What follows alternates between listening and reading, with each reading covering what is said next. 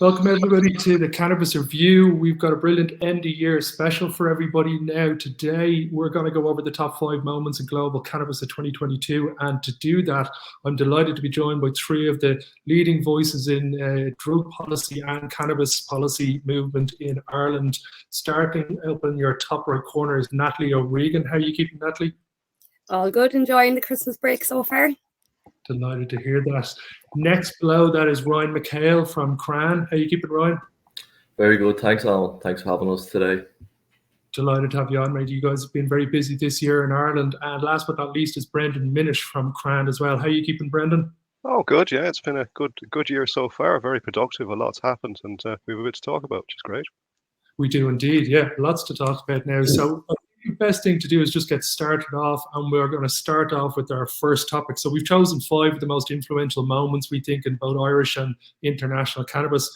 And the first one we're going to start off with is the Joint Justice Committee report that came out in Ireland recently. And I'm going to go around the room and give everybody a chance to talk. But Natalie, I'm going to start with you. Can you give everybody a quick couple of minutes brief of how you saw this report and the influences it may have? Yeah, so the report, it's been ongoing for about 6 to 8 months. Myself, Crainn, and many others were asked to contribute to it at the time. And the report was released just before the Christmas break. And when it was released that morning, I don't think anybody in the drug policy field or the reform field or any activist scene I could have predicted what was coming out of this report. So it was a lovely welcome surprise to see, for once in Ireland, a government report that is progressive, that is sensible, that is not just filled with prohibitionist reefer madness narrative that we usually tend to see out of government documents. So there was 22 recommendations altogether. It wasn't specifically about cannabis. It was regarding drug policy at a whole. So it did include some things regarding like safe consumption facilities, addiction treatment, and a load of other things. But the couple of things that really stood out for me were the fact that the Justice Committee recommended a lot more research into not-for-profit social clubs. So social clubs are not new to the cannabis scene. They're operating in many countries across Europe as it is, and they have worked well as a not-for-profit way of providing cannabis to people. So for a Justice Committee to say that social clubs need more research on how would social clubs work in Ireland, it was a very, very advanced recommendation for Ireland, because sometimes I do think, along with many others, that Ireland can be a bit old-fashioned when it comes to drugs policy, and I think they just don't know what the future holds, so they may be a bit nervous. So it was nice to see that they are acknowledging social clubs and the fact that these not-for-profit community collectives can work and have worked in other countries. As well, on top of that, which was highly surprising, was they recommended regulation of certain drugs. They didn't specifically name certain drugs, but, you know, the power of deducement, you can kind of guess they're probably talking about cannabis in that regard. So for a government report to come out and recommend regulation and recommend it in a way that we know for years and we have been asking for years, like, it is harm reduction. It is about taking drug policy and controlling it, because drug policy or drugs at the moment in the legal market is uncontrolled, and that is the most damaging aspect of them. So for a report to come out and to say that criminalization hasn't worked, prohibition has not worked, and that we need to do something about it, is highly, highly welcome. And I think Crainn and Brendan and everybody else in drug policy in Ireland will probably have thought the exact same thing when we were reading the report that day. Perfect. So I'll pass over to Ryan, I suppose. Perfect. Thank you very much, Natalie. Ryan, can you give us your little overview and talk a little bit about what kind of came from that, such as your meeting that you guys had with Frank Fain and the future work you're going to be doing? Yeah, so the report itself, it was kind of seen as a great success from everybody, and I think it was because I think it covered kind of all areas of drug policy, and the consultation process that the Justice Department had with groups. They had cannabis groups, they had frontline groups, they had youth workers against prohibition, and there's 22 recommendations there that were extremely welcomed by all the groups. When we were there for the launch of the report, all the different advocacy groups were there. They were all delighted. because there was something in there for everybody. The consultation was very well done. But in terms of cannabis, there was about 3 recommendations that really stood out.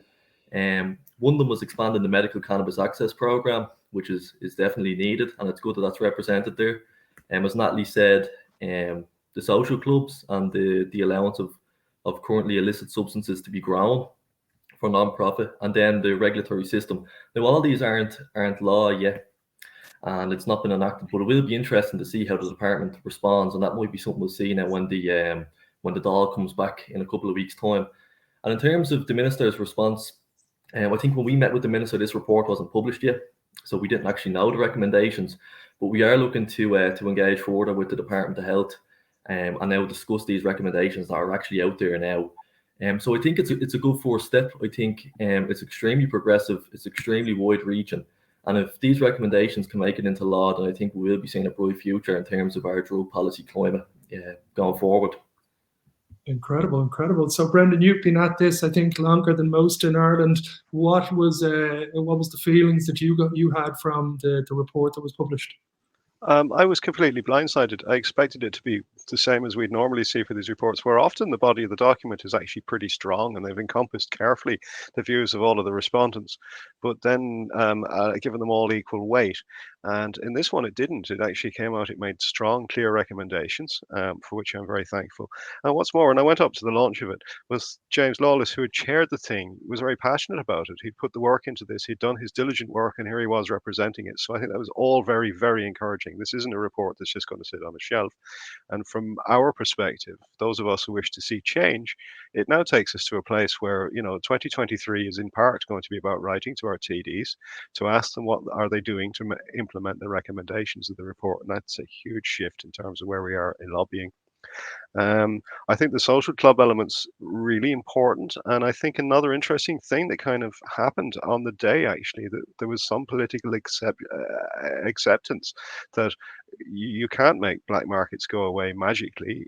You have to look at reducing the harms, and that seems to have been encompassed in this.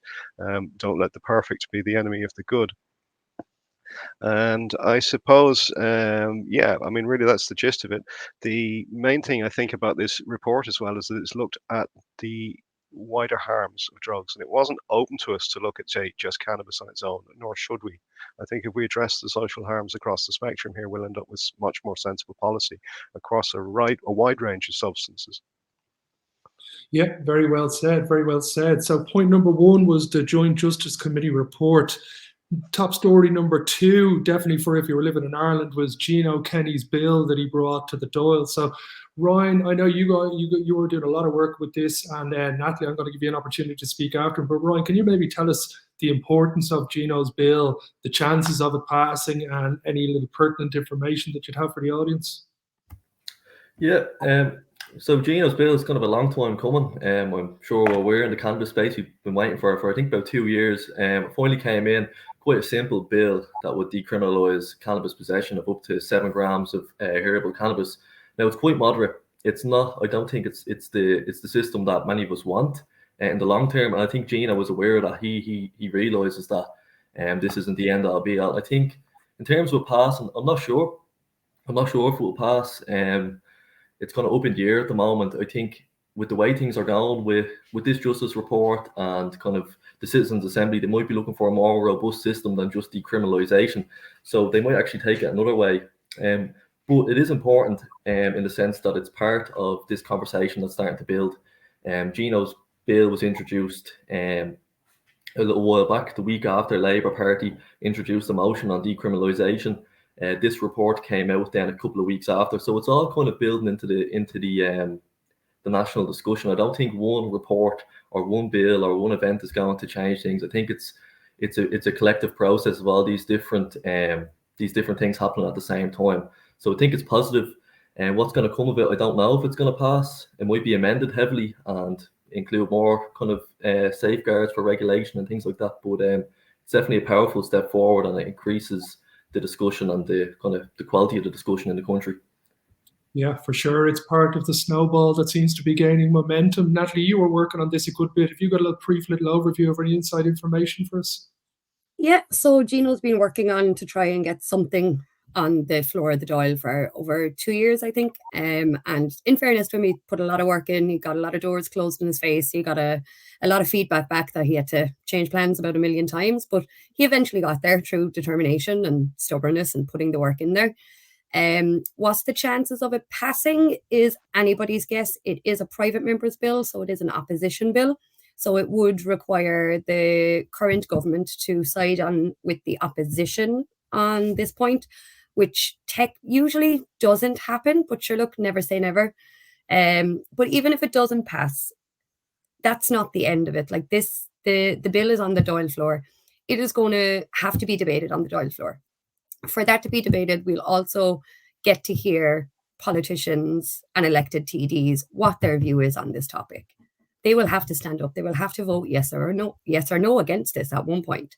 So if nothing comes out of it, if nothing else comes out of it, we will force a conversation on the issue. We will get people's opinions and we'll get our politicians' opinions. And I think, as well as Ryan said, Gino's decriminalisation bill, Labour put in a motion the following week for decriminalisation of all drugs.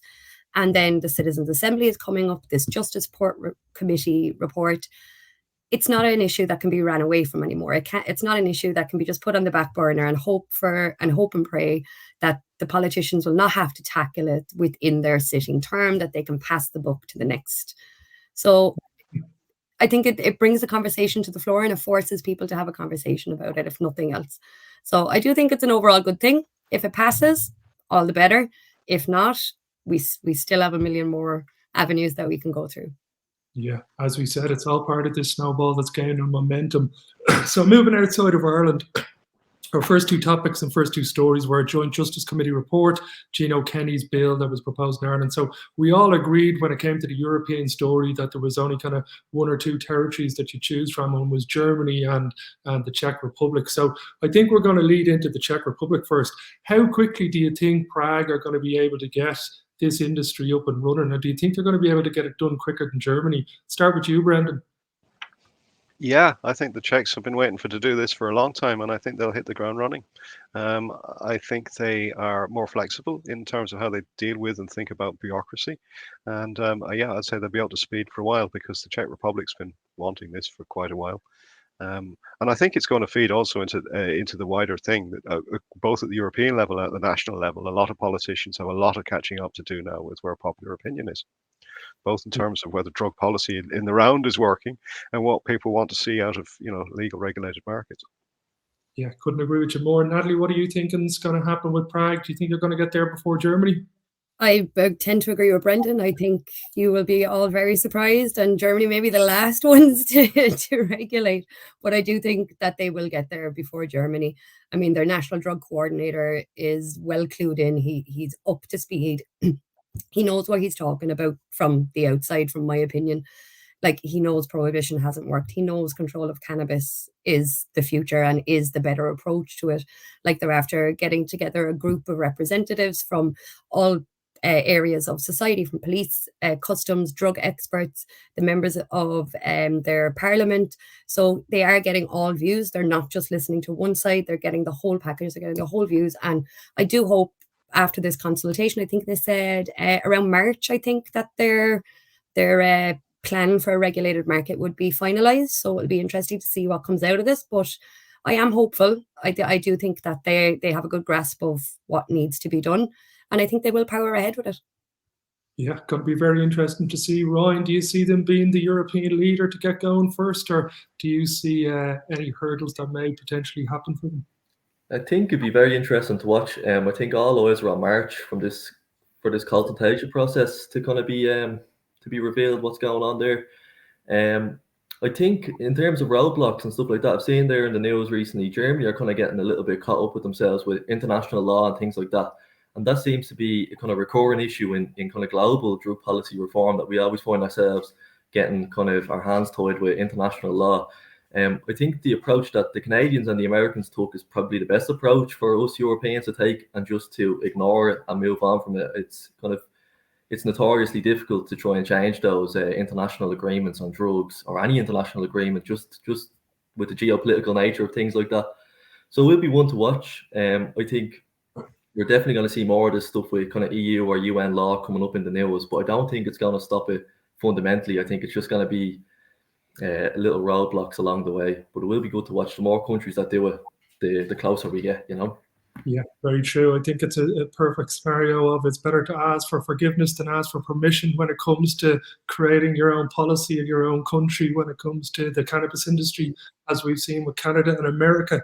Right, we're going to move on to topic 4. So story number 3 was Germany's advancement and the Czech Republic's advancement. The next one, we're going to go on an international look, and Thailand has been a very interesting story over the last year and could be potentially over the next couple of years, with a potential for cannabis tourism that far outweighs a lot of other territories around the world. Brendan, can you talk to us about Thailand and what's been going on over the past 12 months? Well, I'm not entirely up to speed fully with Thailand, but it seems like they've created a bit of a vacuum in a way by repealing some laws and leaving it there. But I think some of the pressure, international pressure, is going to come from where their tourist footfall's from. I don't see the Australians as being too bothered, but when the Chinese start returning to Thailand in numbers, there might be some pushback there around drugs policy. I don't know. I suppose really what I'm interested to see is how do markets develop when there are relatively few rules, and what happens when you try and regulate a market once it's started. I think other markets that are interesting that have come online recently is countries like Argentina, for example. We don't hear much about it, but Argentina's gone both recreationally and medically legal and is dismantling its black market. I'm not too clear on how it's dealt with its international obligations around that, but some countries are just ignoring the international obligation at this stage. I think for the US, it probably hasn't come up yet because legalization hasn't really happened at the federal level. It's been more a case of state by state. Yeah, very, very true. There's been a lot of interesting advances. Mexico's up there, another one with Argentina. I think that where they seem to be. Well, Mexico seems a bit stuck at the moment, actually. Yeah, I think there's been various high court decisions that they have to legislate, but they haven't legislated. Yeah, I think they're the closest and the most influenced by America, and I think the politics is having a lot to play there. Whereas I think countries that seem to be a little bit more distanced away in South America seem to be pushed on or pushing on without undue influence. Yeah, so sometimes it's easier to just remove laws than it is to design new ones, but it doesn't necessarily mean the outcomes are substantially better. Yeah, no, I couldn't agree with you more. But if we had the greatest and smartest people as politicians running countries all over the world, would there be no need for this conversation to be taking place at this moment in time? But we've got to do our best as citizens to ensure that we're getting given and delivered the best potential solutions and products for people in each individual countries. So we've got four topics that we've touched off: Joint Justice Committee report, Gino's bill, Germany and Czech's advancement, and then international communities like Thailand, Argentina, and Mexico. So I wanted to pick the last one, and I thought I'd gone through a ton of different things. Like you could talk about Juicy Fields, Spain launching their medical program, the Czech announcement, the acquisitions between P. Diddy and Columbia Care. But I think the big one from America was Biden signing the medical marijuana research bill. And I think it's going to have huge implications in terms of the amount of money that gets pumped in for R&D and the amount of potential, let's say, the rarer cannabinoids that now get available for marketing for products. So what do you guys think of the Biden signing the medical marijuana research bill as one of the most important stories? Ryan, I'll start with you. I think Biden's been doing a lot now on this cannabis front. This research bill is going to open the door now for America to be ahead of the game in terms of cannabis research and what's going to be done there. I know the Safe Banking Act didn't go through, which is something that American people have been quite upset about in the industry and in the cannabis space. But in terms of research and things like that, I think America are going to be ahead of the game. They're going to be the first ones to do it. They're really invested in the medical market. It's where it all kind of began for the Americans anyways. So they're building on that there. I would like to see more stuff done on the expungement of prior criminal records with cannabis. I know it's not being done federally. I know it's kind of been done a little bit state by state, but I'd love to see more done on that. Kind of going back to Thailand, I know when they decriminalized, I think they released 4,000 prisoners in one day. So it'd be great to see more kind of initiative taken on that globally, especially in the United States, kind of the notorious war on drugs going on over there. But it seems to be coming to an end, thankfully. Yeah, very true. Yeah, actually, Brendan, what do you think of the last topic, Biden signed in the bill? I think it's all progress. I think until there's Safe Banking Acts passed, the impact of US federal law on cannabis is global because it screws up with everybody's ability to use banks worldwide. I mean, it's been a huge problem for Uruguay and is a problem still for legal cannabis companies all over the world. And I think there's a bit of a land grab on at the moment from the pharma side to see what's patentable, what are patentable products that can be developed out of this. I think the piece that the US is doing really badly on, and we need to keep an eye on, is drugs policy overall in terms of overall death rates. They're way, way worse than even us, and Ireland is joint worst in Europe now. So, what's happened in the US is something that I'd be afraid of happening here, where they've separated cannabis policy out completely from the rest of drugs policy and allowed the rest of drugs policy, which is the less popular bits of it sometimes, just sort of drown on the floor. It's shocking. So, this is why I think reform needs to stay lockstep. It's not about individual substances. It's about the overall overarching umbrella of things that come under substance control, actually. And, we're talking about legal cannabis markets here, but I think in time we'll be talking about legal markets for other products too, although perhaps much more regulated than any of us would like to see for cannabis. Yeah, very well said. Natalie, I'll give you the final word. What do you think of Joe Biden's recent work in the cannabis sector? Well, I'm glad to see the R&D bill and the research and the development, the scientific research being able to go into cannabis. Like, one roadblock we always face when you are arguing for reform of our cannabis laws in Ireland, even or across Europe, is, and I'm sure Ryan has heard it himself and Brendan, is, we need more research. We need more research. We need more research. If I hear that, I hear it in my sleep at this stage. And with this bill, we will have more research. I don't know the exact number anymore because I think there's one new one being found every week, but we don't know half of the cannabinoids that are in the cannabis plant. We do not know the full extent of how beneficial this plant can be for as a valid medicine for people. So there are people out there for years who will say, I get relief of this and I get relief of that, but there is no scientific research into it. So that is a block for expansion of the MCAP, expansion of other medical aspects of cannabis. So for the research and development to be able to go into cannabis as a valid medicine, it's a good thing, regardless of what side of the fence you're on regarding pharmaceutical companies' interests in it. Either way, it is going to be a good thing, I think. And, it is going to feed into worldwide cannabis reform, and especially for medicinal cannabis and its medicinal properties for people. Yeah, evidence-based medicine, I think, is what every politician wants to be able to hang their hat on, and you can't do that unless you've got R&D budgets and allocation of resources to be able to go and look at the potential of the hundreds of cannabinoids, terpenes and flavonoids that can all be blended together for potential, whatever it may be. The R&D needs to start in the labs with that. But it's been great running through the year, guys. Does anybody else have any other topics outside the top 5 that we touched on that you think is worth a mention? I think this year, not just in Ireland, but everywhere really, this year is the year when we all need to tell our politicians what we expect them to do. They might not agree with us.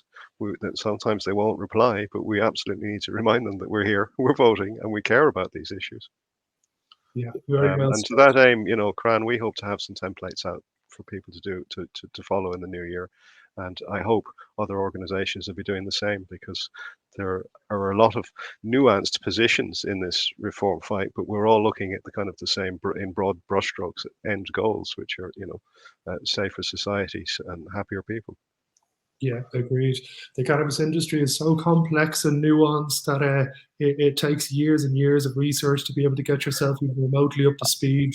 And I think that's a very relevant thing. I was reading somewhere recently that when alcohol prohibition ended in the States, that it took about 10 years for even 50% of the supply to move back from the black market to the legal market. We're in a period of transition. We can't expect everything to be perfect and rosy along the way. We're going to learn a lot. Some fun will be had, lots of fun will be had, money will be made, some harms will be done too, and we need to be open to that. We need to work out how to remain, human and compassionate and honest and fair in this industry going forward. But, it's all positive. I think, 2023 and beyond are going to be good years in cannabis. Yeah, I couldn't agree with you more. And what's great is we're starting to see a real ecosystem in Ireland take place, and everybody sharing and helping each other. And long may that continue, because I think we're a more powerful force when we're all combining our resources than everybody working individually. Yep, definitely. Right, we'll call it an end on that. It's been a great 2022, guys, and thank you very much for your time. Let's hope that 2023 kicks off with a bang. I know the Cannabis Review has got big plans for next year for expansion, and we look forward to seeing what the new year brings. For everybody who wants, it's going to be busy regardless. it sure is. For anybody who wants to check out more about Crainn's work and all the great stuff that they're getting on, their website is below. And everybody knows, if you know the Cannabis Review website, you can check up all the stories and up to date. And we look forward to a 2023. Guys, for now, Happy New Year and thank you very much for your time. Happy New Year. Thank you. Bye-bye.